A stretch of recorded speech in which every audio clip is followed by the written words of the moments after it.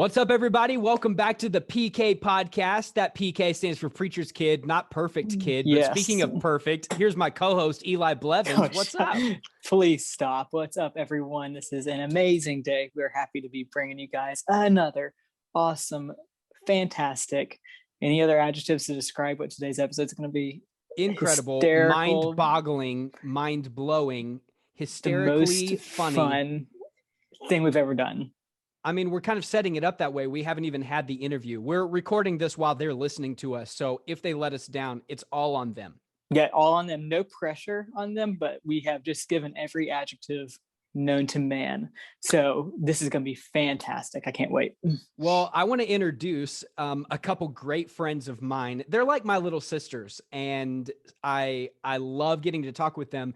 And you should follow them on Instagram and everything because they're going to be regulars here on the podcast and on the forthcoming YouTube channel. But I want to introduce some PKs from the Big C, the big Cincinnati, Ohio, up there in Buckeye country. I was just in Cincinnati. I've been there probably 2 or 3 dozen times, and there is not a lot to do, but Topgolf is there. And so that's a good thing.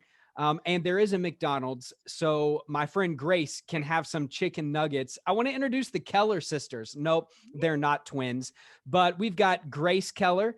We have Liv Keller, and their dad pastors a church there in Cincinnati. They're incredible PKs, and I'm excited to have you guys on the show today. Let's go. How's life in Ohio? Life in Ohio right now is quite boring.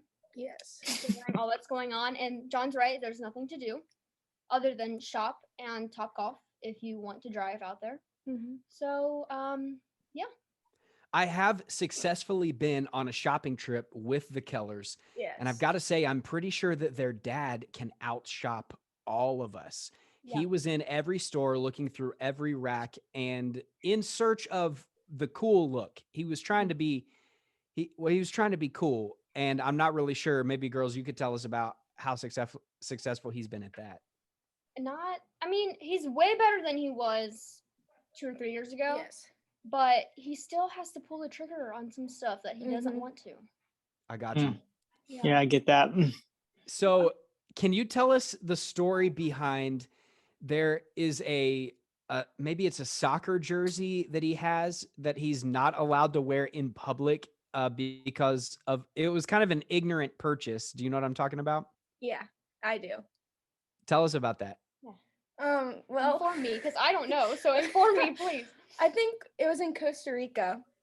We went there like a couple years ago, 2016, and we went to like a shop, and he got a soccer jersey, and I don't know what it says, but in Spanish it means beer or some alcohol or something. And he didn't know that, and he bought it. So Thinking it's just a cool soccer jersey. yes, yeah. Yeah, easy mistake. I get that. Yeah. Yeah, so the pastor gets up on Sports Sunday at church and he's repping a whole different kind of communion, if you know what I mean. And Yeah. somebody had to let him know. And I think but he won't throw it away, but he'll never wear it. So Yeah. if $10, if you can get a picture of that we can throw up on the Instagram account, that would be next level. I'm sure we could. Yeah. That's amazing. I'm sure, yeah. But hey, I want to hear a little bit about your guys' story as pastors' kids. I definitely want to hear some funny moments, but maybe just give a little insight, let people in on your life for the next couple minutes. All right. So we grew up as pastors' kids, but not he was an associate pastor before he was a pastor. So we had grown up in the ministry as little girls. They were youth leaders for 7 years. Yeah. At our original church in Cincinnati. And then God called him in, I forget, 2013 to Central, which is where we are now, to be a pastor. So we've kind of been in it. The change was hard for sure. We had a lot of friends at our old church, but we've made a lot of friends and a lot of good memories here where we are now. What was the hardest part of that change from, associate pastor, youth pastor, all of that to lead pastor? What was that dynamic shift like? A lot more pressure. A lot more pressure came with being the pastor's kid than being just the youth leader's daughters. And we were also younger when we were youth leader's daughters. Like I was in 5th grade when we switched. So I kind of there wasn't a lot for me to do wrong as a younger kid as there is now in people's eyes if I wear jeans to church, or if I say something wrong or act wrong, like there's a lot more pressure there, I think. Absolutely. My dad was a youth pastor first as well. So I get that. I was in a 2nd and 3rd grade. So I was young as well doing that. And let me tell you, you can still get in some trouble in 2nd and 3rd grade, doing, crazy things that you just are hyper 2nd grader, and you're around a bunch of high school kids and you think that you're cool and you're just obnoxious. And that's how I was, just running around obnoxious everywhere. Can we talk about, maybe this could be like a whole segment in the future, but the very first memory you have of getting in trouble at church, maybe even with someone that's not your parent? Because I'm going to share mine. And I see the laughter, so I know that there's got to be some good ones. But I think I'm like 4 years old or 5 years old, something like that. And I'm in Sunday school, right? So if you're listening to this podcast and you're not really sure what Sunday school is, it's this thing that like Baptists do where you show up at 9 or 10 a.m., an hour to 2 hours before the morning service, and you do this lesson that you're kind of falling asleep during, but you really look forward to breakfast Sunday. And as you get older, it gets progressively worse and worse. Most of the time it's like reading through a curriculum and then people going, what do you think? Well, what do you think? Well, what do you think? But anyway, I'm in Sunday school when I'm like 4 or 5, which is when you've got the great coloring sheets and best of all, the snacks. Yes. But this particular teacher was unaware that I lived at the church building all week long. And I had discovered where the chocolate stash was. And it was specifically around Christmas time because she had these nutcracker shaped crunch bars. And I had gone into the classroom before class started and grabbed many of them and put them into my pockets. And at some point during her boring lesson, I decided it's snack time. Can't wait anymore. So I slid off the chair and underneath the table where I began to feast on these crunch bars. And some are melting in my pockets. It's getting all over my shirt. It's now moved to my face before she hears the chatter like of the aluminum wrapper under the table and realizes, oh, John's gone.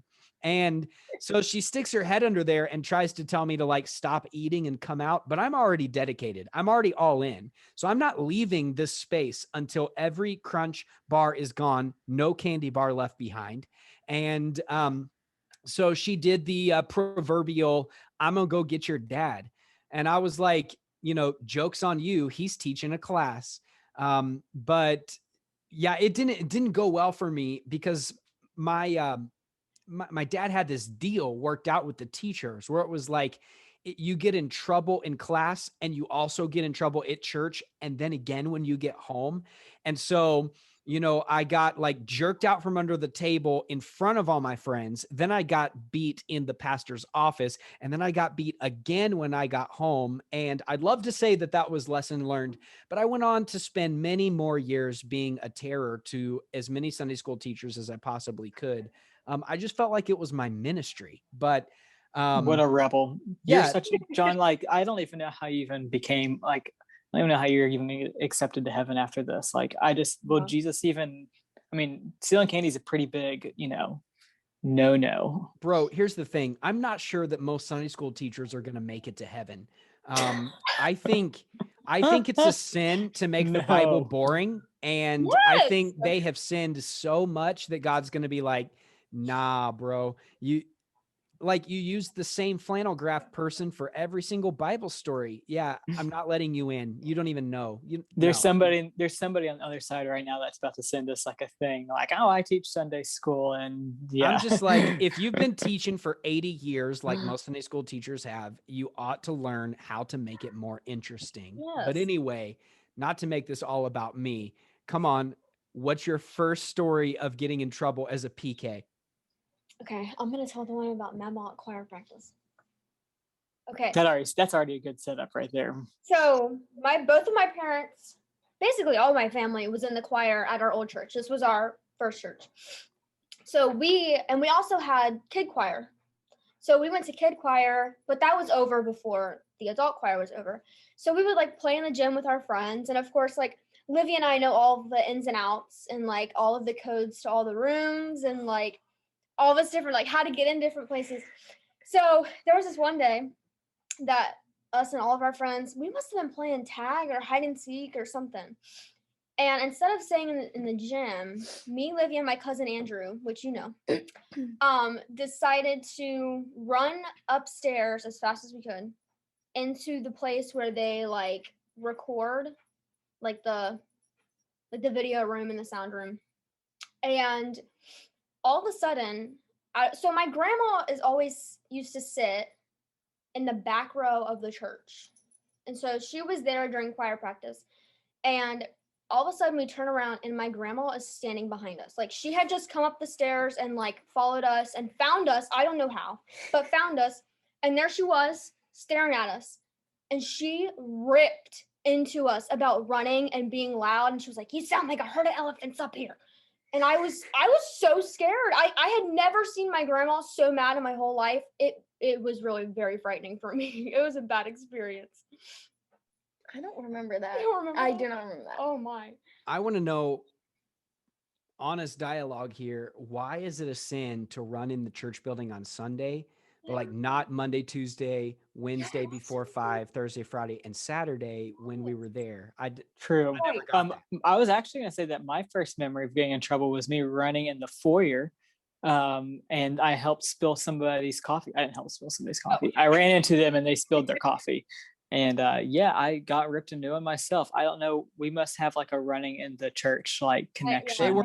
They were already spilling it, and you walked up and politely said, "Let me help you." And Yeah. Yes. Yeah, it was already going down. I just got the assist. Yeah. that's right. That's right. I remember that clear as day. And I don't know why running in the church was like the king of all sins when I was a kid. But it was, Okay, as you understand. The Kellers kind of come from a similar background as me, where did y'all ever go to a camp meeting or like a revival service at another church where the goal was to get these Baptist dudes, and girls were like not allowed to participate for some reason. The goal was to get these Baptist dudes all fired up to the point that they would run around the auditorium. You know what I'm talking about? Did you ever see that? Yeah, I know what you're talking about. Yeah. Yeah. So they're like hooping and hollering. They're saying amen in really weird ways. Like, you know, they're like up on the front being like, "Amen." You know, it's like, you gotta like build up to it. And then it just comes out kind of like a holy fart or something. And like, so they could run, but that was a different type of running. I guess I just never understood all the church rules. We should make a handbook. Eli, let's start with you. Sounds good. I think we should I think there's a lot of benefits to having a universal handbook for all pastors' kids and their friends and their cousins and what not to do in church. And running will be absolutely number one. Come on. Liv, what's your best talking PK church. story so far? Livy's always been really like good at church. Everybody loved Livy. Livy's so cute. Livy's such a good singer. Livy loves everybody. She just is such a sweetheart. It's true. Well, that would be a pretty good church memory. Everyone loves you. Yes. Come on. I get that. That's how John probably was. Everyone probably just loved him to death. I feel like I made it to a certain point where the old people loved me, but the younger adults were like that brat. You know, it was kind of a mix. The old people were all like, "Oh, that's my bonus grandkid. Let me get you a birthday present and a Christmas present." And then people under like 40 were like, I see through all that. Yeah, I got you. Sometimes because they just genuinely didn't like me, and then sometimes because they didn't like my family, so they just kind of took it out on me. I was an easier target, I guess. Not really sure. But one thing is for certain, that when you're a PK and you're in that spotlight, there are expectations and there are double standards and there are rules that are really difficult to live up to and walk in and even remember, because there can seem like there's so many of them.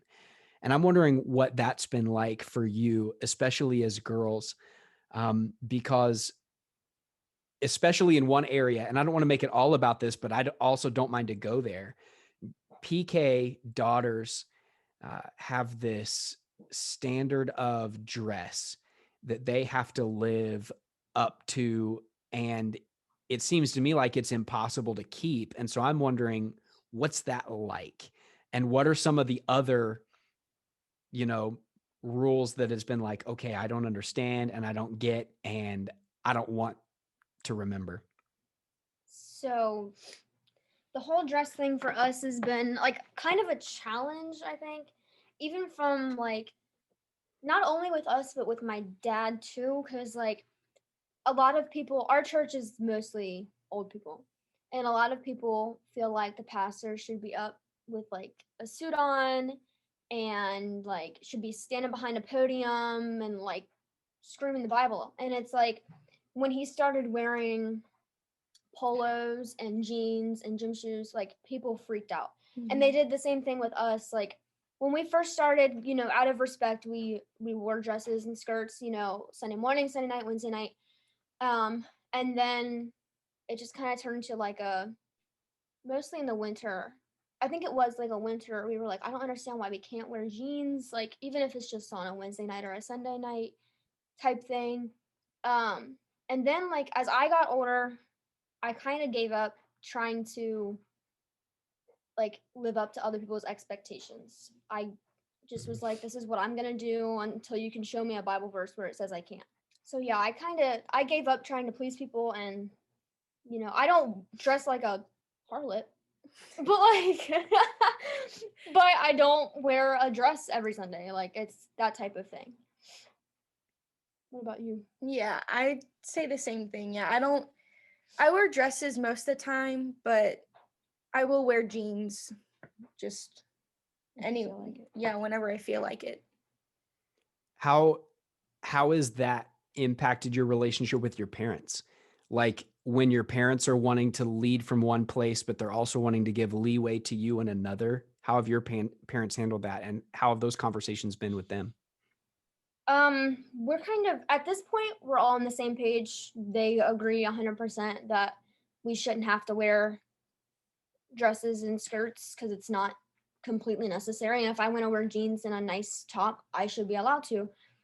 In the beginning, I pushed really hard, and they were kind of against it. They weren't huge fans of it.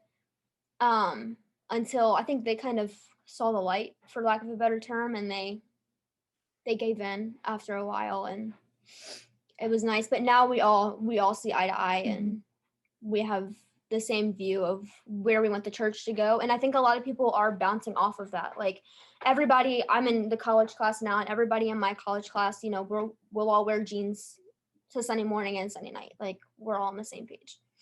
So you're kind of seeing that other students and even other families are following your lead, Yeah. as PKs. Yes. How does that feel? What is that responsibility like? It makes me kind of nervous because not only are like older families following us, but there's always the younger kids who are looking up to us, and that's a big challenge. But as I've gotten older, I've realized, this is my position in the church, and I need to do it the best that I can in a way that God wants me to. And so it's a big responsibility, but I enjoy the challenge of it, I think. Yeah, that's good. I think I think it's cool that you guys recognize that even at your age, just like how much influence you get to carry, and through that, whether it's by dress or how you talk or how you act or whatever it is. Do you guys ever feel like that pressure is ever like too much on you, or do you enjoy? Because like for me growing up, I kind of liked that everyone was kind of. I didn't like necessarily being the center of attention, but I liked that sense of responsibility that I had. How do you guys feel about that? I've always been an attention seeker. I like having attention. Libby doesn't. No. Oh. Yeah, Libby doesn't as much, but I do. And I do enjoy it. And it's not like from a place of like, I'm going to be better than you and you're going to like it. Like, I'm going to do this and you're going to get over it. But it's kind of like, this is the step that I'm taking. And like, this is what I'm going to do. And love me or hate me type thing. Yeah, you do you. Yeah. You do you. What about you? What do you think about it? I don't really do well under pressure like ever. So sometimes it can be a lot, but usually just like having my sister, I look up to her and stuff. So like it's easier because I have a sister, Yep. but it sometimes is a lot for me.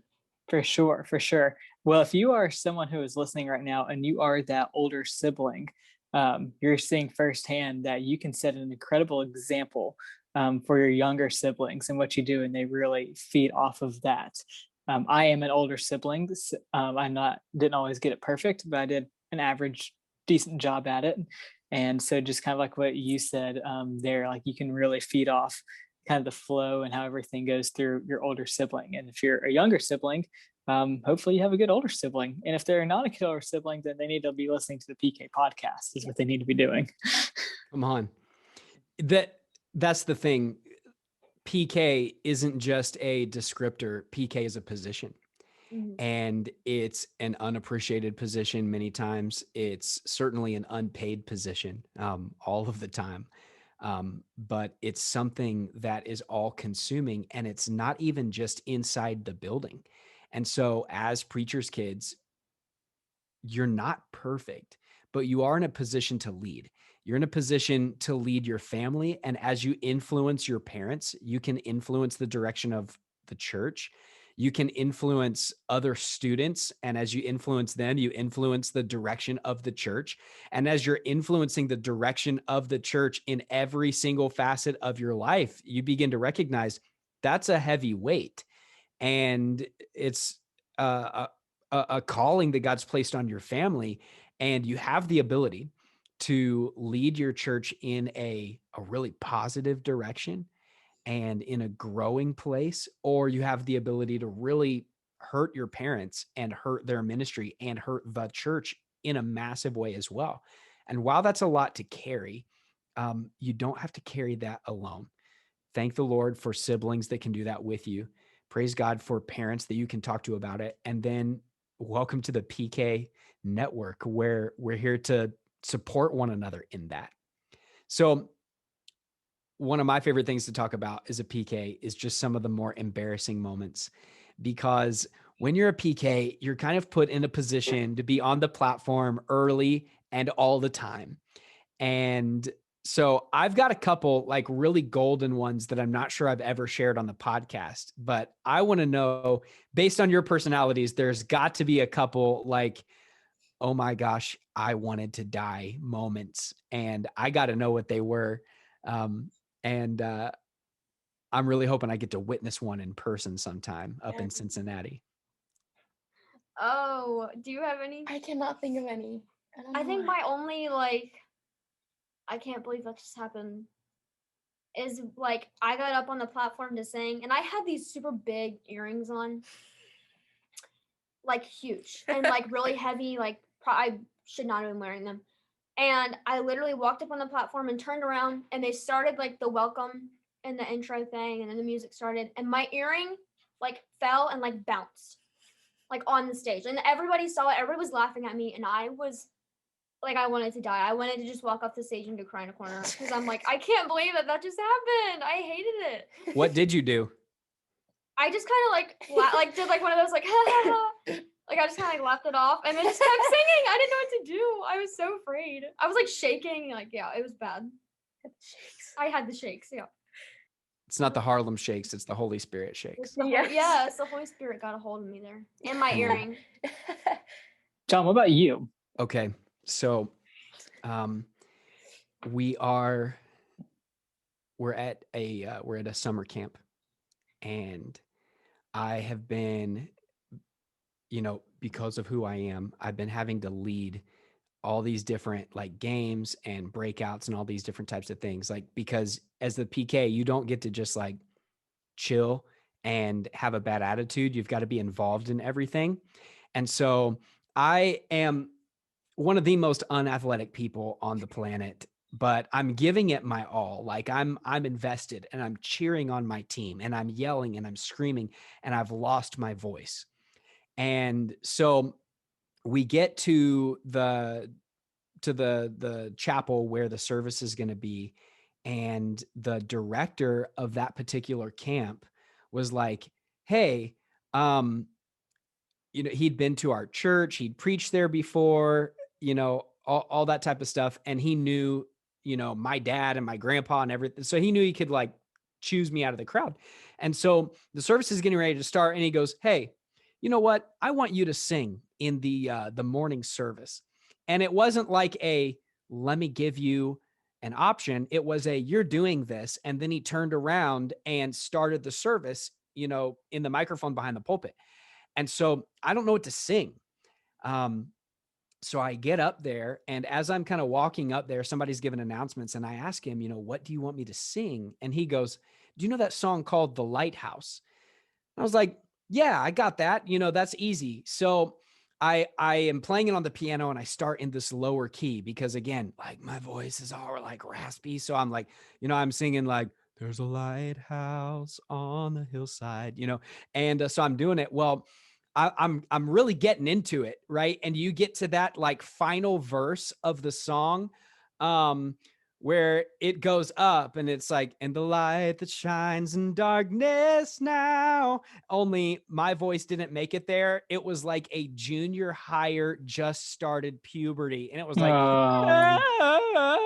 like right there in the microphone in front of like 400 teenagers who all simultaneously lost it. And so Nice. for the next several years, anytime that like the special music list would come out for church, or we're headed to camp or whatever, there was always that one jerk who'd be like, "Hey bro, you gonna sing The Lighthouse? You gonna do that song? You gonna do that song?" So I think that one was high on the list. I'll say the same camp director used to do this thing like with the kids that he just loved, where he'd be talking to you or something on the platform, and then he'd do like this fake swing at you, like old people sometimes do. You know what I'm talking about. And so he does that like he's coming for my face, only he's getting older and he didn't miss. He legit slugged me right there on this really high platform, knocked me like tumbling down. My legs are bleeding. My face has got like this red mark. And like, what do? You don't get up and punch the preacher back, So, and you also don't like lay on the floor and cry either. It's this mix of like, I'm gonna have to go, like, and also anger. So, I think those are two that are really high on my list. Classic. Classic, man. I just won't sing in front of people, so you can ask me all you want to, and I'll probably I'll intentionally sing bad to mask that I actually can't sing at all. Have you ever done that before? Where you just sing so bad because you're bad, so might as well make a joke out of it. Yeah, that's your boy here. I was doing that to some Shawn Mendes the other day, and just was what it was. Lay down a few lines of like, "I know what you did last summer." Yeah.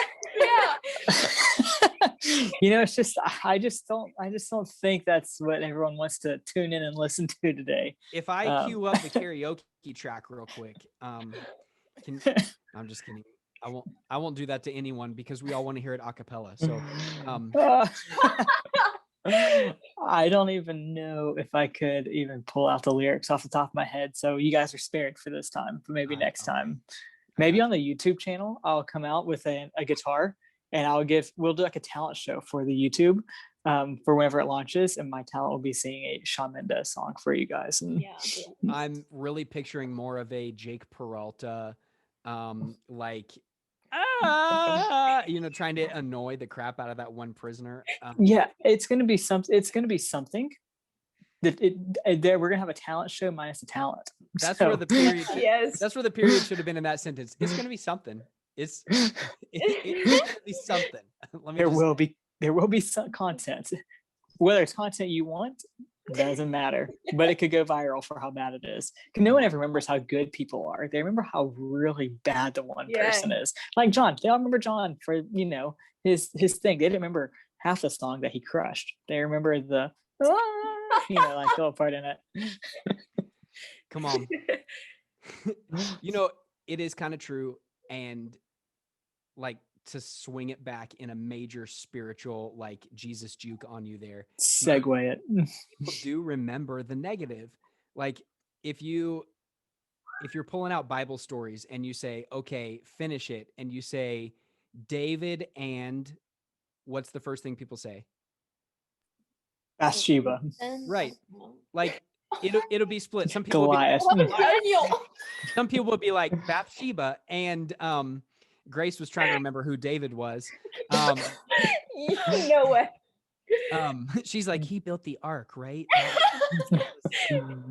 When Moses built the ark and David was there, I'm not sure, but like people remember the negative stuff, or Samson and Delilah. Like, you don't remember all of the awesome things that he did. We tend as humans to zero in on the negative. And so as PKs, a lot of people zero in on the negative, but then from our own perspective, we have a habit of doing the same thing.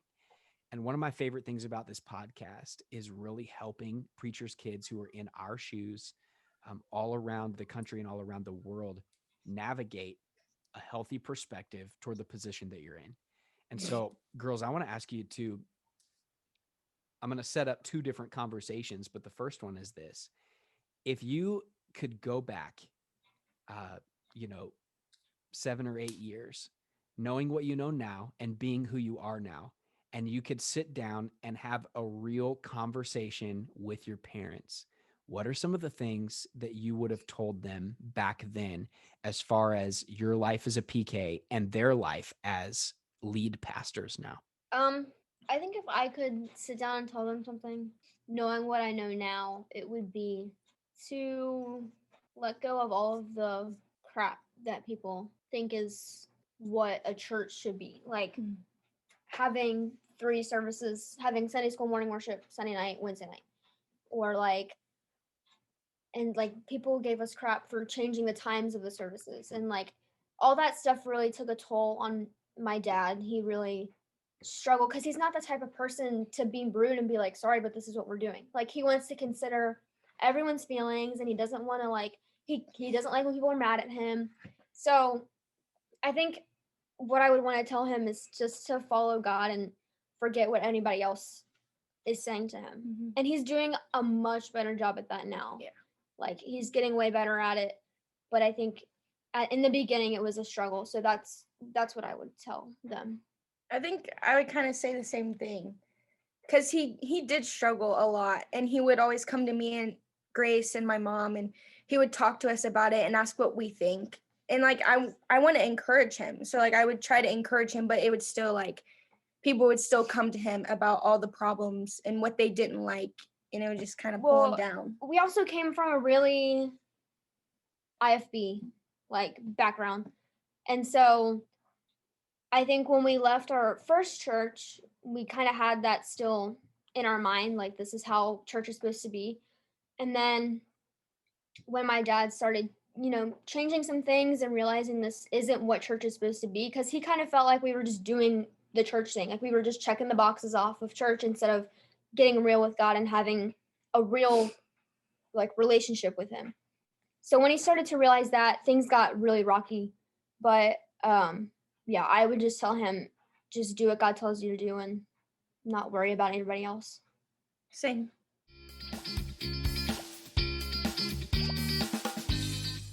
I want you to go back, not 10 years, because 10 years ago, how old were you, Liv? 3? 6. Okay. I'm just kidding. So I'm going to ask you to go back 5. Go back 5 years, knowing what you know now, being who you are now. Speak to, if you could have a conversation with PK Liv and PK Grace 5 years ago and really encourage them or challenge them on some things, what would you sit down and say to those preachers' kids? Probably not to care what people in the church say or think about you, because I'm like a people pleaser. I want to make them happy, and that's not always good. You want to be happy. You don't just want to make others happy, because then you kind of just are living for other people and not being yourself. So I think just telling yourself not to care what other people think and just follow the Lord and like what he's telling you and saying, I guess.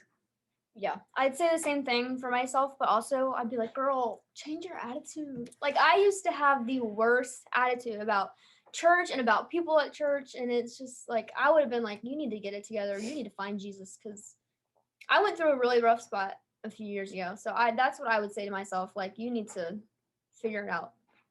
What do you Like, think I gotta led you find there? more. Huh? What led you to the rough spot? And the reason I ask is because I went through one of those. Eli went through one of those. Almost every PK listening is going, will go, or has gone through one of those. And people get real judgy, and they're like, you're in the pastor's home. You hear about the Bible all the time. If anybody ought to be a super Christian, it ought to be you. And whether they say that or they just show that with their facial expressions, their tone, and their attitude, it's being communicated. And you feel this like guilt and this shame, but then if not careful, a cynicism and an anger. And so for the PK listening who is headed toward that season, and maybe we could steer them in a better direction, what do you think it was that led you to that rough season? I think mine was anger at people at the church. Because like I was tired of getting talked about. I was tired of like having this platform and like having to be perfect and people always giving me crap for little things that I did. And I also like I get mad when people give my dad crap for stuff. Like I have issues with that too. So like I kind of was like, okay, well, I give up. Like, I'm tired of people pleasing. I'm tired of people always telling me something. And I think that's where it started for me, was like, just out of a heart of anger. I was like, okay, I'm done. Like, I'm done with all you people. Watch how bad I can get. Like, watch what this is what I'm going to do. And you're going to watch it because you give me all this crap. So mine was definitely out of anger. That's where I started. And what was the pivotal point? Because I've known you for a bunch of years, and I remember that grace, but then I also remember a pivotal point where everything started to shift and change. What was the catalyst for the change? How did you get out of all that? It actually was kind of recent, not like super recent, but actually a year and a few months ago, my great grandpa died, and he was just like an amazing pastor. He led so many people to the Lord, and he had a heart for the people, and he loved the people. And when we were at that visitation, the person who was heading the funeral was like, I think you guys have talked to 1,500, 1,600 people today who came for him because they knew him and they loved him. And like people that we didn't even know, like none of my family knew. And they had these stories about how he just blessed them and he led them to the Lord on their front porch. And it was like so crazy how he cared about those people, even though some of them probably said the same stuff to him that they said to me or to my dad. And so that was my point of like, okay, it's time to get it together. That's good. Mm-hmm. Well, I'm super proud of both of y'all, and you're two of my favorite PKs in the whole world. Somebody asked me a loaded question on an Instagram live the other day, who was my favorite PK? And I won't Who asked you that? point any fingers toward who asked me the question, but I can definitely say that it's a three-way tie right here for this crew that's on the screen. Let's go. Yes, let's go. And I think all of us just want to encourage you that's listening that you don't have to go through a rough season or a sinful season. Times are going to be tough. Things are going to be hard, but being preoccupied with what people think doesn't lead you anywhere good. Care less about what people think. And that means the bad stuff and the good stuff, because the same people who praise your family pointlessly are the same people who can turn on you. If they could come up with fake reasons to be your friend, they'll come up with fake reasons to be your enemy next. But if you stay close knit as a family and you stay close with the Lord, it doesn't matter what people think. God will always open up the right doors and lead you in the right direction. And I think all of us would probably amen that. Amen. Amen. Amen. Come on. All right, so it's time for our final segment of the show today where we're talking about pastor fails, because everybody's always down on the PKs, but those preachers can really mess some things up royally sometimes. And so I'm wondering, what are some of the greater pastor fails? Shout out to Pastor Phil Keller. Okay, I think one of his best ones was he got up to preach one Sunday morning, and he was really getting into his message, and it was getting real spiritual, and all of a sudden he's like, he had some Bible verse that he was just going to throw in there off the top of his head real quick, and he butchered it, like completely said the verse all wrong. And I'm sitting on the front pew, and I'm like, because I knew what he was trying to say, and I'm like, that is not the right verse. And he did not catch on at all. And I'm just sitting there like, oh, what are the people going to think about this? He butchered the entire verse, like said it completely wrong. And I was just sitting there like, that was not it. That was not the verse. That was a good one. And also when he got up looking like Marty McFly. Yes. He has these moments where he dresses like different characters on accident. He's done Han Solo before. And Marty McFly is his most recent. And This is amazing. It's so funny. I have pictures of them both. And if you want to put those, Yes. Yeah. Please send me the pictures and we'll post them on the Instagram with this story. I think that's amazing. Yes. But he does this on accident. He's not trying to look like these people. Complete accident. Yeah. He just, dresses like different characters. Yeah. That's great. That's fantastic. Yeah. Well, thank you guys for being on the show today. Eli, why don't you close us out? Yeah, absolutely. Hey, thank you guys for tuning in and listening. The Keller girls killed it. They were awesome and funny, and it's brought so much fun energy today to the show. And hopefully you guys at home enjoyed it as much as we did. But hey, be sure to follow them. We'll link their social medias down below. You guys can give them a follow. We encourage you guys, listen to this episode, share it with a fellow PK, share it with your parent, share it with anyone who has ears to hear. I think that's a Bible verse, right? Those who have ears to hear, let them hear. So let them hear this podcast. So, but it's great. Thank you guys for listening, and have a fantastic day, and let the day have a fantastic you. In the word, let the day have a fantastic you. That's so good. In the words of our favorite Bible scholar, theologian, and pastor, Bob the Tomato, God made you special, and he loves you. He loves you very much. Very much.